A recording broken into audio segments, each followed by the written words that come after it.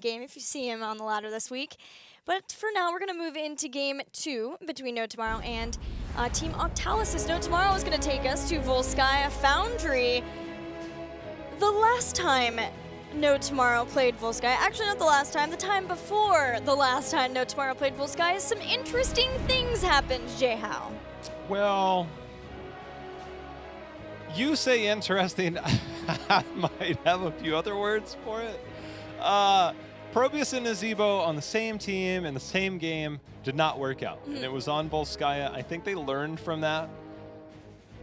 I wouldn't put it past them to maybe have some more tricks up their sleeve, but knowing that Jen has taken over the drafting duties as of this week, things might look different. Sergeant Hammer is definitely going to come to mind for both of these teams. We saw the Chromie on the second ban slot against Octalysis. I think those are two heroes that will definitely show themselves in this draft.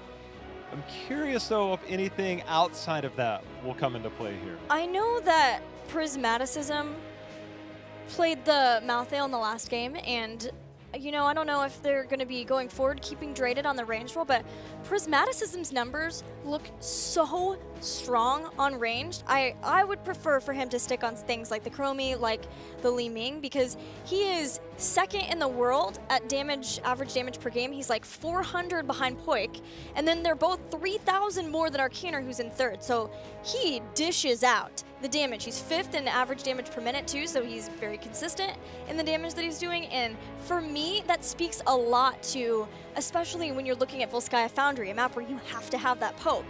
I would love to see Prismaticism be on one of his more, not comfort heroes, but a hero where he can keep putting out that kind of damage. Sustained damage with a little bit of burst.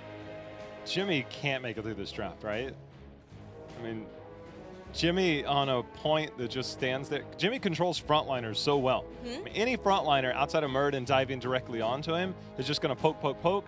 And then by the time you get level 7, you get the splash, you get the slow. It's just like, good luck. Like, I'm just going to stand here and poke you, and you can't do anything about it. That's what Jimmy sends right now. It can be pretty impressive. I think this battleground would suit his style. I think compositionally dependent on those that are around him and on the other side, though.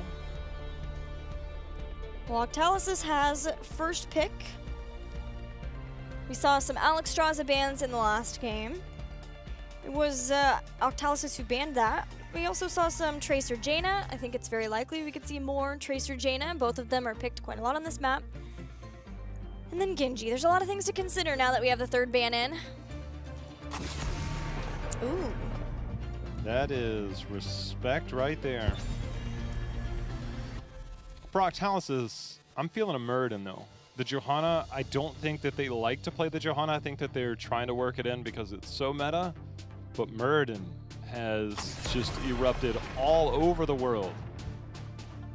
And I think this is a very good battleground for Murden. You get the stacking. We know that Justine likes to go Perfect Storm and get the stacking at level 1.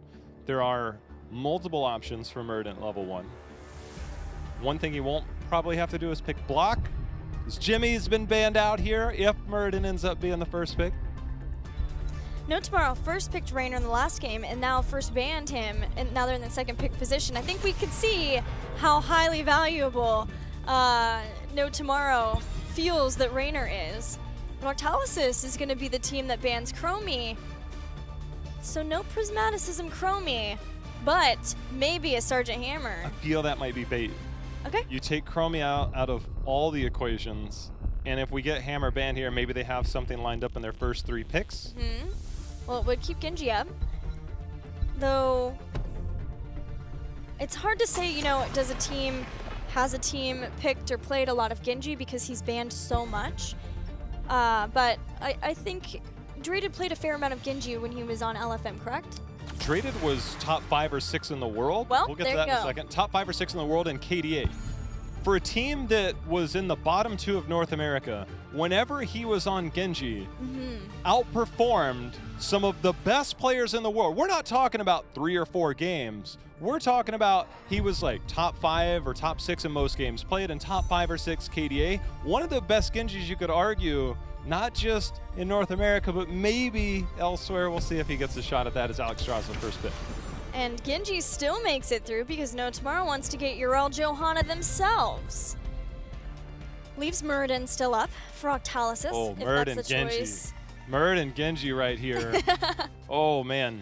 Maybe you see a Cleansing Flame instead of Lifebinder then. I know Lifebinder's been the new thing, but Cleansing Flame allows Alex to dive along with the Genji and keep the heals going for him without sacrificing her own positioning. Ooh, Genji's fallen off. This is a map that leads to more sustained damage. That's true. But no Muradin either. I think that surprises me more. Obviously, the Blaze probably has the priority over a lot of heroes right now. Once Urel's picked up on the other side, you risk being forced into a Dahaka when Blaze, we know, can hold a point very well with the bunker. Is this a Muradin ban now from No Tomorrow? Given that Diablo, Johanna are gone. No Jaina. Triple warrior meta. Muradin, the Bruiser, coming soon to a game near you. I'm in. I can dig it. I'd watch that movie. Dude, I'd buy a ticket and some popcorn even. That's how good that one is. Is there some popcorn emojis in our thing? Emotes? Maybe. I don't actually know. There are in-game, I know that I know much. there's a Gilly Dance one. Well, Muradin wasn't banned, but Hanzo and Jaina were, and that's a lot of assassins off the table now. 5 of the 6. There he is. Okay. Well, when you have to dig deep in the assassin pool. Yeah, that Genji, sometimes they'll be there. It's rough, but I guess. That's so funny. There's actually a copy pasta of that. I guarantee it's going in chat right now. I guess I'll pick a Genji. Well, now we need some damage here. Leeming, I think, would be good into this. They are gonna. When we were talking about triple melee before we got into this draft, and it was Volskaya, I wondered if we would see the Thrall again. Yeah. They do go Thrall instead of Malthael. Obviously, it sets up well on this Phoenix. battleground, and then Phoenix again post 10 with that Earthquake getting the slows, and then amplifying the damage of that salvo, which does do better against Deckard than it does against Malfurion and Tranquility. Yeah. It's a solid composition. The only thing I will say is that, we're seeing a lot of melees be picked into a Deckard Cain, which is always somewhat scary because Stay While and Listens, because of Scroll of Sealing is a big triangle, and even if Roderick Cube hits quite a lot of people. That would be my only concern. Otherwise, that looks like a fantastic draft for Volskaya Foundry. But again, we see a Gul'dan as we continue to see what the third ban brings to the meta in North America. I'm thinking about transmutes all of a sudden from my Diablo days. See the cube. Gems. Yeah, I mean they're part of certain recipes. You do what you can to. What about runes? To better any of the runes? your Diablo. Like the Tau rune, the Ra rune. Sorcerer, Wizard. Yes, all the runes, But we see the Gul'dan again. Gul'dan does have sustain. I wonder if we might see, it's triple melee, so Echoed Corruption looks good again. But we have seen teams take a more cautious approach at time, getting the extra range on your Felflame level 1. I think this has got to be Corruption because it just sets your Genji up for success so freaking well. What does that mean? Shrita now on Gul'dan. I guess we'll find out because the game is ready. Can No Tomorrow go up 2-0 over Team Octalysis? I guess we find out. Here's your giant green circles. I'm gonna try and fit half of 2 purple circles within that, and hopefully you hit one of them that's either in front or just outside of it. Jay, how you've lost me. You're saying a circle inside of a circle. Yeah. And Isn't then that the same place that circle is, okay? Put a triangle. Oh, gee. And a cube. I'm out of here. I can't do it, guys. I don't know. I'm a caster. I don't know math. With an emerald, which is a perfect emerald. Technically, I think perfect gems are at level 20. Yes. But they look like or perfect ones if you know Diablo 3. I don't. And so you put your emerald down to cancel a lot of that healing. Sure. I mean, I tell you what, there's no Hanzo here, but that sounds a whole lot like geometry, and it's not so simple. I'm digging it, though. Or maybe it is, you just toss out your abilities. Actually, it seems quite simple. Now that I think about it, it is Echoed Corruption. And there is the double root. Casanova will take that all day. It is Casanova playing Genji with Jay Shrita playing Gul'dan. something I like to see. You know, Casanova has been another one of those statistical outliers on teams in the past, and I feel like his Genji, just like Dreaded, is one of those highly performing heroes for this player. Shrite, the target. Root's going to land, but we got some roots in return coming out from Octalysis. As Jin holding that front line. As evidenced in that first skirmish, Yrel knockback off of those heals, the corruption potentially coming out. That is a scary prospect to get heals from an Alexstrasza in this game. I think Dragon Queen is where we're going to see the most value out of the Alexstrasza pickup. So I'm really looking forward to seeing how Buds handles this, especially during the first phase, and how long he'll be willing to hold on to that.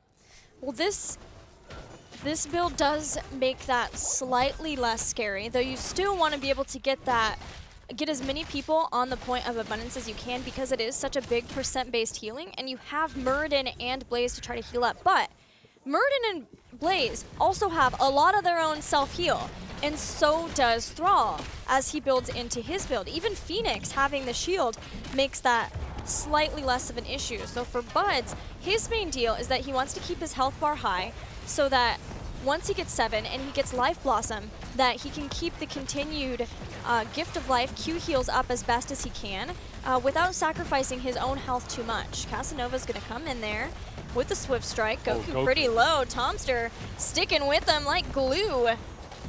Tomster's all the way straight to out base. there. Both turrets ended up being used, but the important healing pulse picked up by No Tomorrow. We know with those early turret pickups that they will phase their way back into the game during that first control point, allowing teams to make another grab at those if they feel they need to reload before they get back into these fights. First control point's about to activate. This will be a great place for Jay Shrita to start stacking up that Echo Corruption. He's only sitting at 8 stacks right now, so he's got a long ways to go with that. But that he needs to make sure that he's getting stacks with that, as well as if they end up losing the Protector. But I don't think they want to go as far as to bank on losing the Protector, because it does set yourself back so much. Maybe not as much as it used to be before the tower changes, but still enough that he ideally is not going to be able to stack up on a Protector because his team has it. Ooh, Casanova should have a Swift Strike out. Does. You know, if they change their initials from NT to HHE, they would gladly lose the first Protector. That's very true. That's going to condemn people right onto that abundance where they want to be with the Dragon Queen, and they melt Johanna with their damage. I really wondered where, that corruption in return. I really wondered how early we would get the Dragon Queen in this fight. That answers that question right out of the gate as they help confirm their second kill of the game on that Johanna. Both these teams will be able to make their way back onto the point. 7 slightly in favor of No Tomorrow, which is why we see Goku up here at the top and Thrall down at the bot lane trying to soak their way back in. Once this is cleared and No Tomorrow have 7, they will feel fine to step back onto the point, maybe even a little bit before, since it is ramping up quite a lot. But No Tomorrow are going to get another chance at this. The problem with that is get onto the point, force off Octalysis for a little bit, and it's still going to be in the overtime, which gives Octalysis one more chance too. So No Tomorrow have to win a couple of fights if they're actually going to be able to get this Protector. Now they're going to go in and the overtime starts. Justin can leave this for a little while. Start the channel, let Octalysis get the turret. No Tomorrow's going to do the same because they know that this is not over yet. Well, the rotation was quicker by Octalysis, which means they'll be able to reestablish control. Iron Skin forced to be used, as well as the scroll comes down in response. Turrets loaded on both sides. Contested. The channel never officially started. Oh, that is for rough. No Tomorrow. That's... So they have to stand on here. It doesn't wind down and then get there. There's another good jet propulsion. Swift Strike in by Casanova. Scroll going down to reduce some of that healing as the Emerald was picked up. And Octalysis, they're still holding point. I think they might have this. No Tomorrow's going to take another crack at it. They're still here. They still have Deckard Cain healing. Akaface, though, is starting to run out of mana, which is part of a problem. They go and make sure to prioritize a globe, which gets him a little bit more. One of the potions off the point. If Jin needs a potion, he's going to have to wait until someone can throw him one. But Akaface with the mana, this is hard. If No Tomorrow can't get a kill here, they may have to relinquish this. Another heal coming down. Just wonder if we have Dragon Queen approaching. It is on a long cooldown. There's going to be another stun. Swift Strike in is money there for Casanova, forcing the warp out by Prismat. No Tomorrow claiming a little bit of control for the moment, but Draded and team, they're still holding on point. Prismat fell back, did have well tap, and now he's fully loaded. They're coming in for another fight as the stun goes down. Casanova taking a lot of damage, and finally, Octalysis is able to claim the first Protector kill. Yeah, that was purely because that early kill with the Dragon Queen worked out very well for them to get all the way to 99% channel. No Tomorrow could not get the channel when they forced Octalysis off because it took so long to reset and then go back in. Jay Shrita. Oh, just out of range before that dive came in. The machine gun does so much damage. He's just trying to get in range to get there, but that was winding up and ready to land the haymaker, which maybe we'll see at 10. Maybe, but gonna doubt it here. I think he's gonna want that health, that healing with the Gul'dan and Genji, but we'll see. The Jayhawken dream, Gilly. Yeah, you know what? Don't let your dreams be dreams. I won't squash that. We'll let Justin do it for me. Dang. He does have a lot of damage between his 1 and 7, and those swift strikes for Casanova have been so good. Well, I did promise that this and the control point are a place to build up your echoed corruption, and Jay Shrita now on 36 of the 40 stacks necessary. So that was a nice place for him to build those up, and he will be sitting pretty long before Ruinous Affliction, which does do, you know, that is that triple melee composition.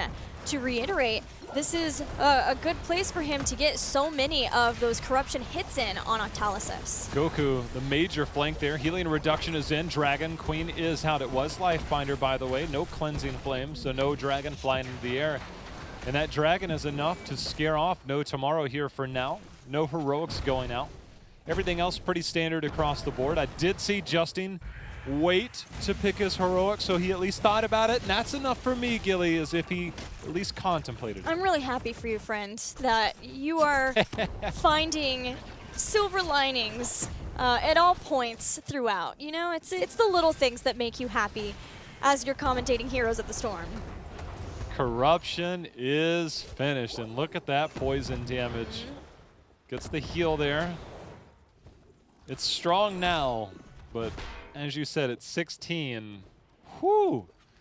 See if he can hold a point, though. Top control point is probably the scariest that we have. The bottom is weird because of the conveyor belts. Oh, yeah. But top control point is similarly to the top shrine. And finding your way in and out of there, super difficult for a lot of teams. Yeah, and we saw No Tomorrow working on those assault camps to try to do what you would with the shaman camp, too. Try to keep control of the lane there, as it gives you more entry and egress points around that shrine. No Tomorrow coming in, defending Octalysis as they manipulated the map slightly so they could get down and get some tower damage done. But between control points, it's generally just, is there a camp up? Let's make sure to get it.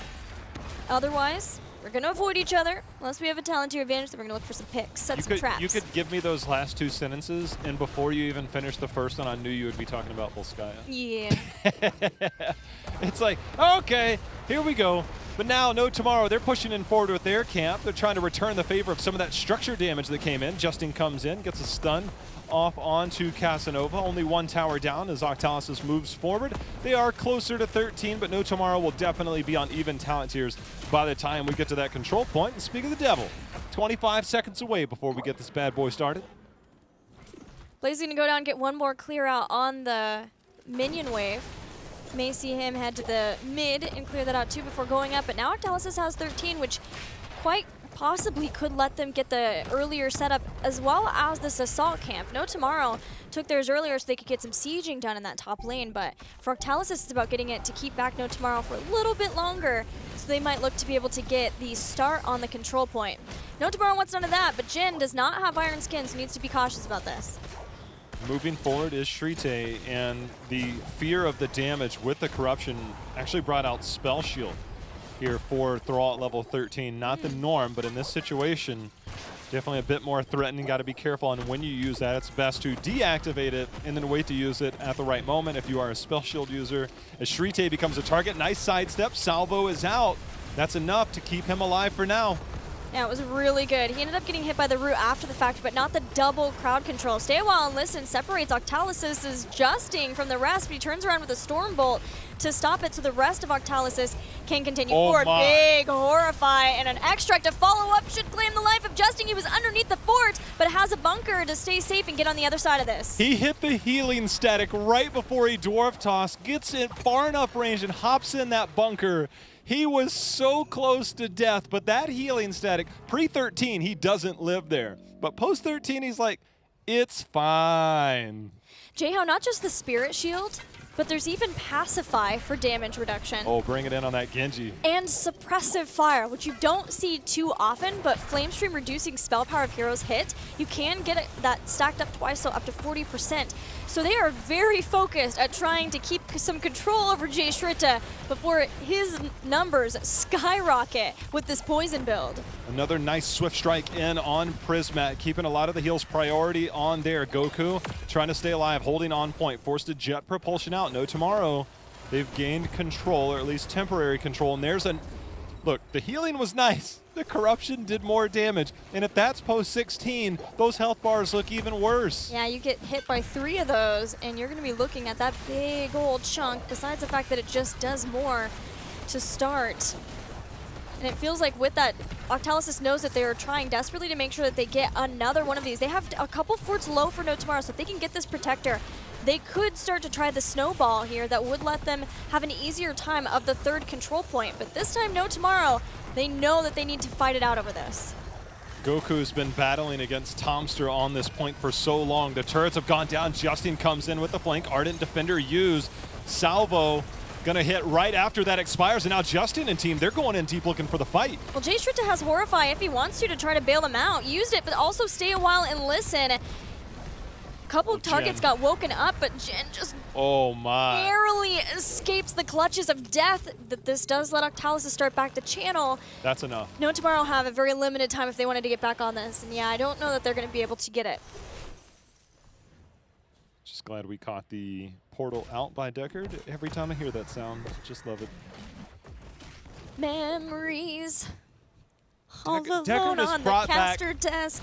Deckard has brought back so much to me. Spoilers, they did him wrong in Diablo 3. I'm sorry for your loss. I still love the game. Okay. Still love it, but they did him That's wrong. Good. Well, you know, we all have qualms with our favorite games sometimes. I have a friend who can tell you a thing or two about StarCraft. That dive is... Jay Shritta's not going to survive that. Definitely not. The Muradin setup, the Protector finish. He protect, and he attack. The classic 1-2 punch. Just to emphasize how hard that 2 hurts. 1 fort gone, top fort still there, but 16 for Octalysis, and they're setting up, more importantly, for the next control point in a big way. They take out the bottom fort, they still have a lot of this Protector left. They're gonna open up this keep 2. This is going to be... Oh no. Oh my. Oh, things are going from bad to worse. Look, I know you need 16, but Kenji being in the top lane, when Gul'dan is dead, that is your only range damage. Things are spiraling out of control. I have never seen, in this instance, a somewhat even game as Dreaded ate a lot of damage. They still have the healing pulse. I've never seen a second Protector get this much value before. Yeah, I was talking about setting up for your next Protector, but now they're setting up to try to end the game. Ardent Defender did go out. Horrified too. They need to get some kills from this. They do take out Thrall, but Ural's also going to fall. These staggered deaths for No Tomorrow. They're trying to make it through with the heal pulse just to survive. They do not lose the game, but they have already lost the keep here, and that is going to make the next couple minutes, really the rest of this game rough for No Tomorrow. Due to the time between the control points, Octalysis has enough of time, up to the time, to get 20. And No Tomorrow reasonably should not be able to. Catapults will control that bottom lane. No Tomorrow, I think, is going to try and need to force something.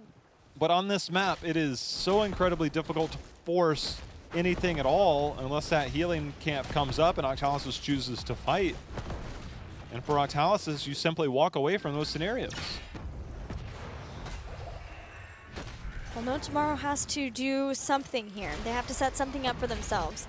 so they don't reach a checkmate position against them. They have gotten the camp in the top, and we're seeing them push out bottom. I wondered if maybe we'd see all of them grouped out on the bottom and try to push that out. And we already see a lot of Octalysis. They're there, they're ready for that defense, but they are playing so safely to ensure that nobody gets caught out. There's just no reward to that risk at this point. You are going for the home run play to try and end the game. But the difficulty of making that happen, it's just not there. Octalysis walks out, chooses not to engage there.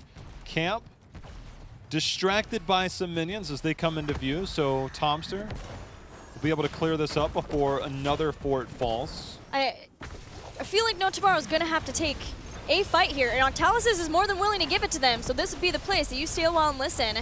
Bunker is down. Shrita is bunker blocked in a corner, not where Gul'dan likes to be, not at all. He's the first casualty in this fight. Casanova's trying to make more. There is the Lifebinder, keeping Prismaticism fully healed, fully healthy. A salvo is going to make No Tomorrow not be that way. Well, the minute Yrel showed top, Octalysis put their foot on the gas, drove directly to the side of No Tomorrow, walked into their neighborhood, stole their bicycle, and now they're riding back out. Well, that's just rude. It is. But you know what? Octalysis, they're coming in hard right now. Stormbolt over the wall with a jet propulsion. Looked pretty Stealing neat. is bad, by the way. I don't know why I use that analogy. Don't steal. It's really bad. Unless you're stealing a win in Heroes of the Storm. Hey, there we go. Or a protector or a boss. All of these things are pretty fun to do and okay. They are allowed. Stealing your neighbor's bike, not so much. Don't do that. Yeah. There's that 20 that you talked about, secured with along with the top fort. There's catapults in the bottom, and No Tomorrow is almost out of time. They're going to push that top lane as best they can, see if they can try to get 20 here. It ain't happening. They're going to have to fight down a talent tier. I mean, you want this, but by the time you make it back down,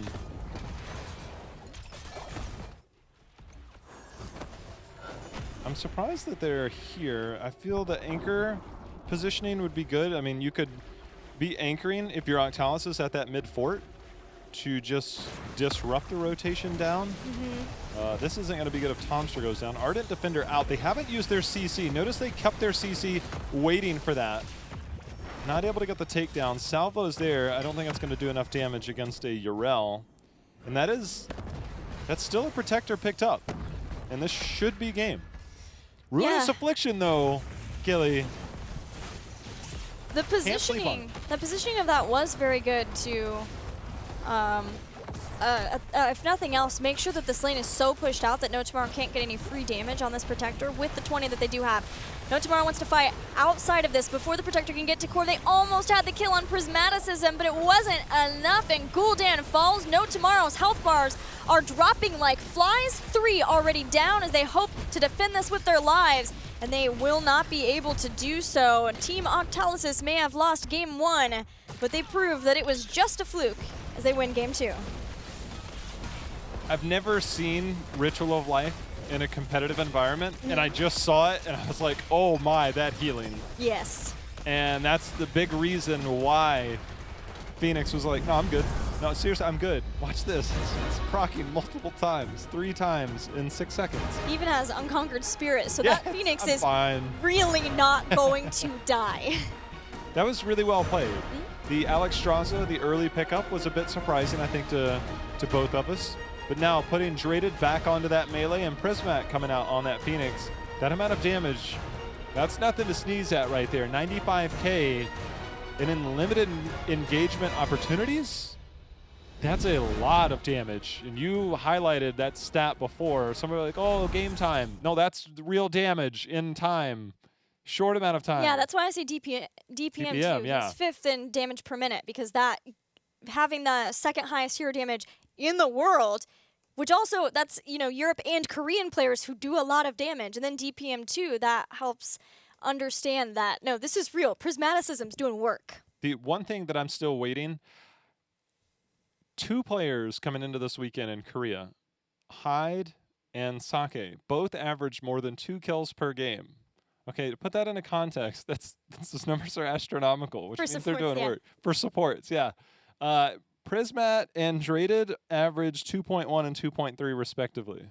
Korea is on a different level, right? They do things differently. But support players, I dare anybody in Europe or North America to just get 1.5 kills a game on a support. Those guys are terrifying to watch. Well, we know that Korean players do like their Karzim. Yeah. And now that Rhaegar's back in the meta, I can guarantee there's probably some butt bites happening. Yeah, quite a bit. But those are strong teams, and they have a Yeah. different play style. And here, the Alexstrasza tends to reign supreme. And I think that with the Life Binder that we saw, pretty significant value. And then, of course, the level 20 upgrade showed itself there as that was a clutch play, I think, made by No Tomorrow to try and take that fight. It was still likely they were going to lose, but I think that they gave it the best shot there for defense. They still find themselves at 1-1 in the series. Yeah, we are set at 1-1 as we head into our commercial break. But when we come back, we'll have more games, more HGC. See you soon.